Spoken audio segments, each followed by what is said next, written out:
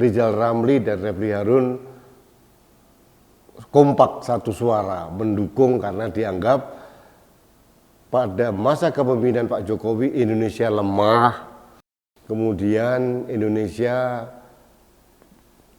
banyak tidak mempunyai kekuatan di kancah internasional, rakyat yang banyak sengsara.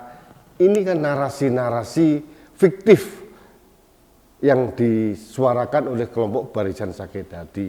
Mereka menafikan bahwa Pak Jokowi pernah menjadi sampul majalah Time, New Hope, harapan baru untuk Indonesia dan dunia. Dan terbukti pada saat Indonesia diberikan amanat menjadi presiden G20, artinya memang itu adalah pengakuan dunia kepada Indonesia.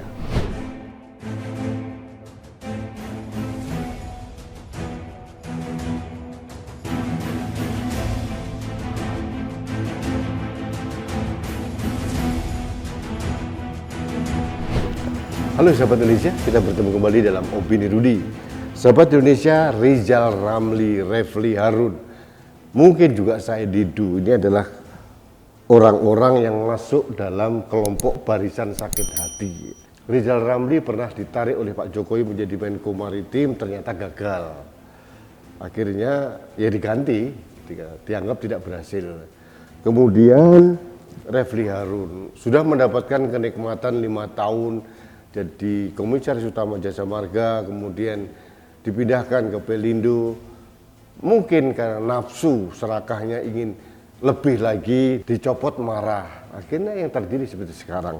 Nah, ini menyikapi permintaan kelompok 411 yang minta Pak Jokowi mundur.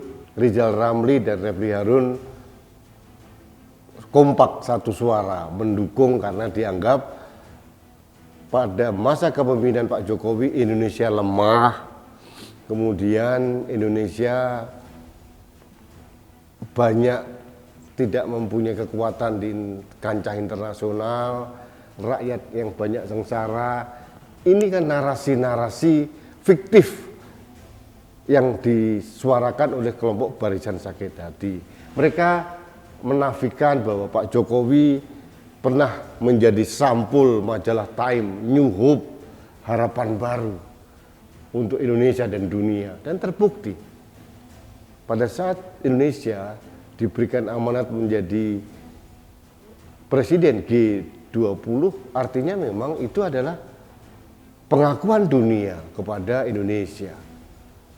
Dan coba lihat, Bangladesh, Turki, semuanya ambruk pasca pandemi COVID-19. Indonesia masih tegak berdiri.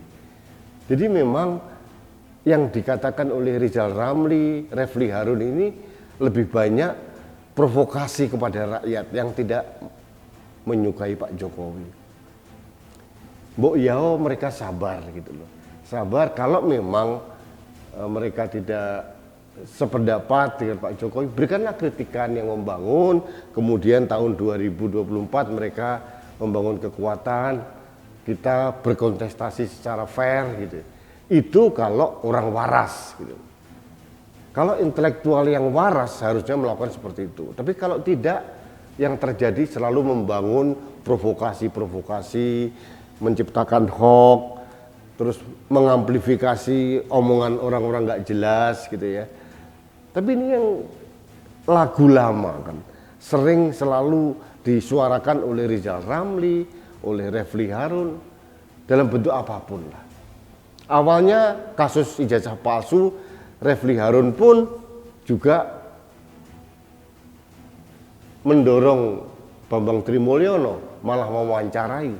Tapi setelah gugatannya ditolak, Refli Harun berbalik menyerang Bambang Trimulyono. Jadi memang inilah mereka ini, orang-orang yang mengikuti arus kepentingan. Tidak ada kepentingan untuk menyelamatkan Indonesia, menahan kegaduhan, apalagi ini menjelang kedatangan pemimpin G20 di Bali tanggal 15 sampai 17 nanti. Jadi harusnya mereka menahan diri, kemudian sama-sama membanggakan diri sebagai bangsa Indonesia, bukan malah mengatakan presiden lemah. Ini kan berbanding terbalik dengan pengakuan dunia. Banyak hal yang diakui oleh dunia terhadap kepemimpinan Jokowi.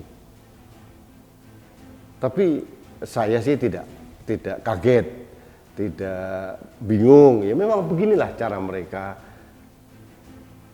memainkan isu dan mencari panggung dan pengen menjadi spotlight dalam pemberitaan. Jadi tidak usah digubris, mereka hanya sekedar melantunkan lagu Mars Barisan Sakit Hati.